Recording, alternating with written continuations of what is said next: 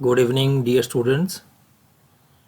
आज का टॉपिक है transportation of gases in blood. इससे पहले पढ़ा था ट्रांसपोर्टेशन ऑफ गैस या exchange of gases in lungs and blood. Lungs से ऑक्सीजन को सभी शरीर की कोशिकाओं तक और कोशिकाओं से कार्बन डाइऑक्साइड को लंग्स तक रक्त द्वारा पहुंचाया जाता है। गैसों का परिवहन ब्लड का प्रमुख कार्य होता है। अब इसमें दो गैस होती हैं ट्रांसपोर्ट के लिए, एक कार्बन डाइऑक्साइड और एक ऑक्सीजन। पहले बात करेंगे हम ट्रांसपोर्टेशन ऑफ ऑक्सीजन। मनुष्य में फेफड़ों से ऊतक तक ऑक्सीजन का परिवहन ब्लड द्वारा किया जाता है। जैसा कि पहले भी बताया जा चुका है, रक्त में जो प्लाज्मा और रक्त ब्लड सेल्स पाए जाते हैं। जो ब्लड प्लाज्मा है वो ऑक्सीजन परिवहन की क्षमता बहुत कम पाई जाती है, इसलिए ऑक्सीजन के परिवहन का मुख्य कार्य एक विशेष पिगमेंट हेमोग्लोबिन द्वारा किया जाता है। इस कारण हेमोग्लोबिन को रेस्पिरेटरी पिगमेंट कहा जाता है। हेमोग्लोबिन नामक रेस्पिरेटरी पिगमेंट रक्त में उपस्थित रेड ब्लड सेल्स में पाया जाता है। ये रक्त की ऑक्सीजन वहन क्षमता को, कैरिंग कैपेसिटी को लगभग 70 गुना बढ़ा देता है। कुछ इनवर्टिब्रेट्स जैसे कि एनेलिडा और आर्थ्रोपोडा में हेमोग्लोबिन प्लाज्मा में डिसॉल्व अवस्था में पाया जाता है, जबकि कुछ इनवर्टिब्रेट्स एनिमल्स में, जिसमें मोलस्का और कुछ आर्थ्रोपोडा में, हेमोग्लोबिन के स्थान पर हेमोसाइनिन नामक रेस्पिरेटरी पिगमेंट पाया जाता है। हेमोसाइनिन पिगमेंट में जो मेटल है वो कॉपर होती है। हेमोग्लोबिन एक आयरन युक्त कंपाउंड है। इसमें हीम नामक पिगमेंट ग्लोबिन नामक प्रोटीन से जुड़ा रहता है। एक हेमोग्लोबिन के ग्लोबिन में 4 पॉलीपेप्टाइड चेन्स होती हैं। इनमें से 2 अल्फा तथा 2 बीटा प्रकार की होती हैं। प्रत्येक पॉलीपेप्टाइड श्रृंखला से एक हीम ग्रुप जुड़ा रहता है। हीम एक आयरन पोरफायरिन रिंग पर आधारित होता है। इसमें एक आयरन मॉलिक्यूल और 4 पायरोल ग्रुप्स से घिरा हुआ रहता है। इसका स्ट्रक्चरल फार्मूला ये दिखाया गया है। ये सेंटर में आयरन है और ये 4 पायरोल रिंग्स हैं। हेमोग्लोबिन को Hb द्वारा प्रदर्शित किया जा सकता है। हेमोग्लोबिन के एक मॉलिक्यूल में 4 हीम के अणु पाए जाते हैं। वह प्रत्येक हीम का मॉलिक्यूल एक ऑक्सीजन के मॉलिक्यूल के साथ जुड़ सकता है। ये जो कॉम्बिनेशन है ये प्रतिवर्ती बंधन द्वारा होता है। इस तरह एक हेमोग्लोबिन का मॉलिक्यूल 4 ऑक्सीजन के मॉलिक्यूल का ट्रांसपोर्ट कर सकता है। हेमोग्लोबिन जब ऑक्सीजन से कम है तो इसे कंबाइंड पदार्थ को ऑक्सी हेमोग्लोबिन कहते हैं। ये है Hb4+4O2, Hb4O2 और Hb4O8। हेमोग्लोबिन एक गहरे लाल रंग का पदार्थ होता है, जबकि ऑक्सी हेमोग्लोबिन चमकीले लाल रंग का होता है। एक सामान्य व्यक्ति के 100 ml रक्त में लगभग 15 ग्राम हेमोग्लोबिन पाया जाता है। 1 ग्राम हेमोग्लोबिन लगभग 13.4 मिलीलीटर ऑक्सीजन को संयोगित कर सकता है। इस प्रकार 100 मिलीलीटर शुद्ध रक्त लगभग 200 मिलीलीटर ऑक्सीजन का ट्रांसपोर्ट करता है।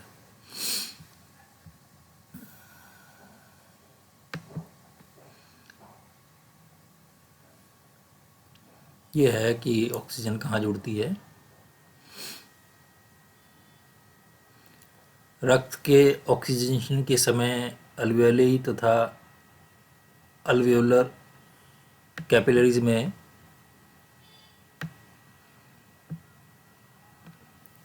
ऑक्सीजन का जो प्रेशर है एक समान अर्थात 107 mmHg होता है, परंतु टिश्यूज़ और कोशिकाओं में ऑक्सीजन का दाब काफ़ी कम अर्थात 1 से 40 mmHg होता है। इस प्रकार ऑक्सीजन के दाब के में अंतर के होने के कारण ऑक्सीहेमोग्लोबिन से ऑक्सीजन पृथक होकर या अलग होकर ऊतक व कोशिकाओं में डिफ्यूज हो जाती है। क्योंकि ऑक्सीहेमोग्लोबिन एक बहुत ही अनस्टेबल कंपाउंड है।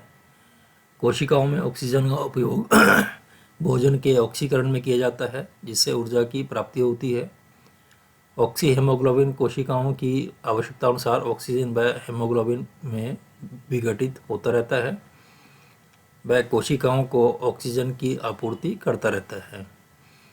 जैसा कि पहले बताया जा चुका है कि एक हेमोग्लोबिन का 4 ऑक्सीजन के अणुओं से संयुग्मन कर ऑक्सीहेमोग्लोबिन बनता है तथा दूसरी अवस्था में ये ऑक्सीहेमोग्लोबिन कोशिकाओं की आवश्यकता अनुसार ऑक्सीजन त्याग करता रहता है।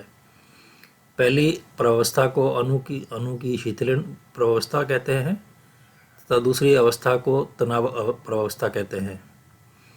आर स्टेट में हेमोग्लोबिन के अणु के साथ ऑक्सीजन के अणुओं का संयोजन होता है, जबकि टी स्टेट में हेमोग्लोबिन से ऑक्सीजन के अणुओं का वियोजन होता है।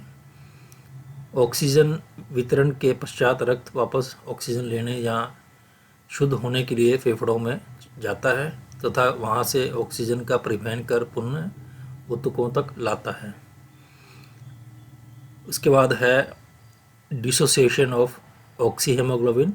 ऑक्सीजन का दाब अधिक होने पर हेमोग्लोबिन ऑक्सीजन के साथ संयुग्मन कर ऑक्सीहेमोग्लोबिन का निर्माण करता है। पूर्ण रूप से ऑक्सीकृत होने चारों श्रृंखलाओं पर 4 ऑक्सीजन के अणु संयुग्मित होने पर कंबाइन होने पर इस अवस्था को सैचुरेटेड स्टेट कहते हैं। सैचुरेटेड स्टेट प्राप्त कर लेने पर ये और अधिक ऑक्सीजन को ग्रहण नहीं कर सकता है।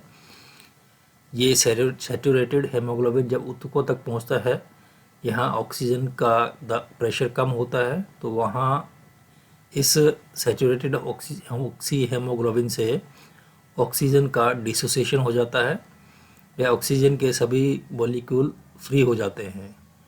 किसी निश्चित ऑक्सीजन कंसंट्रेशन पर हेमोग्लोबिन एवं ऑक्सीहेमोग्लोबिन के मध्य एक निश्चित रेशो बनी रहती है।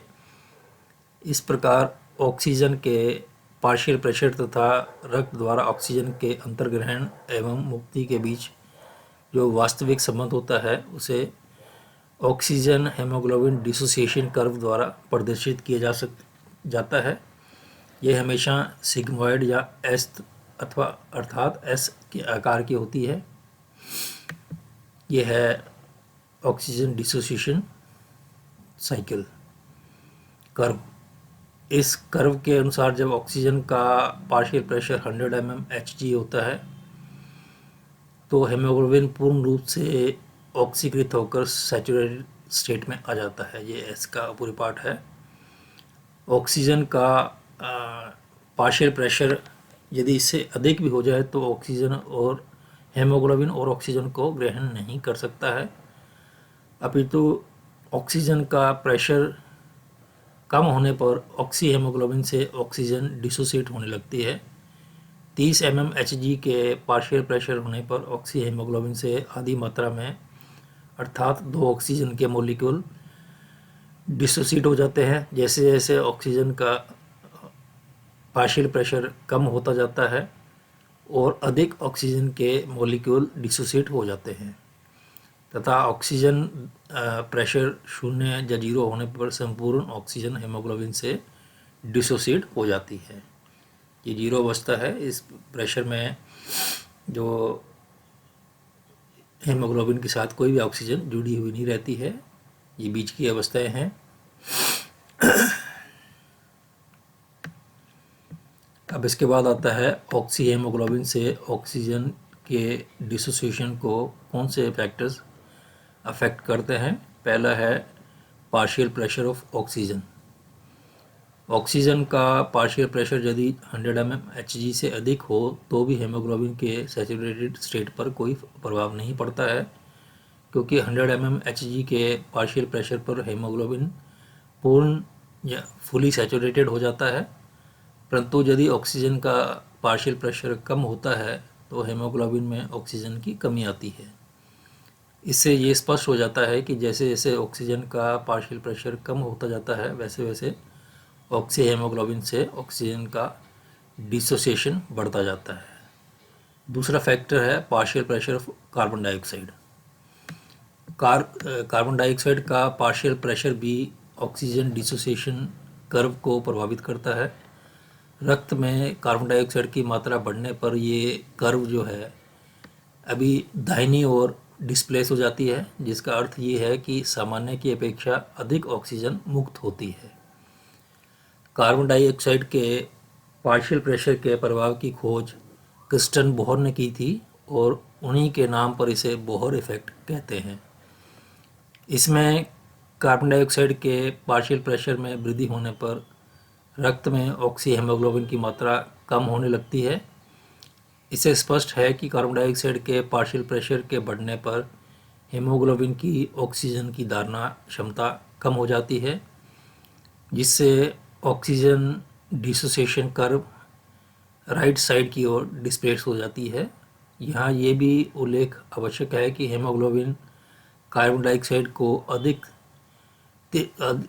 तत्परता से ग्रहण करता है, अतः कार्बन डाइऑक्साइड की मात्रा बढ़ने से ऑक्सीजन के प्रति हेमोग्लोबिन की अट्रैक्शन पावर कम हो जाती है। फेफड़ों में यही प्रतिक्रिया उल्टी दिशा में होकर ऑक्सीजन के प्रति हेमोग्लोबिन के आकर्षण शक्ति को बढ़ाकर ऑक्सीजन डिसोसिएशन कर्व को बाईं ओर खिसकाता है।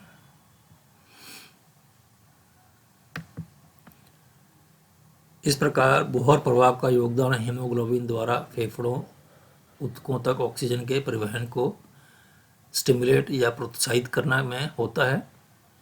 जो थर्ड फैक्टर है वो है टेम्परेचर। टेम्परेचर में वृद्धि होने पर हेमोग्लोबिन की ऑक्सीजन कैरिंग कैपेसिटी कम हो जाती है। उदाहरण के लिए शरीर में मस्कुलर एक्टिविटी बढ़ने पर शरीर का तापमान बढ़ता है, जिससे अधिक मात्रा में ऑक्सीजन डिसोसिएट होकर ऊतकों में भेजी जाती है। इस प्रकार तापमान ऑक्सीजन डिसोसिएशन कर्व को प्रभावित कर ऑक्सीजन पार्शियल प्रेशर को भी प्रभावित करते हैं। फोर्थ फैक्टर है अमाउंट ऑफ हेमोग्लोबिन। रक्त द्वारा ऑक्सीजन के संवहन की क्षमता रक्त में उपस्थित हेमोग्लोबिन की मात्रा पर भी निर्भर करती है। रक्त में हेमोग्लोबिन की मात्रा कम होने पर कोशिका एवं ऊतकों को ऑक्सीजन कम मात्रा में वितरित की जाती है।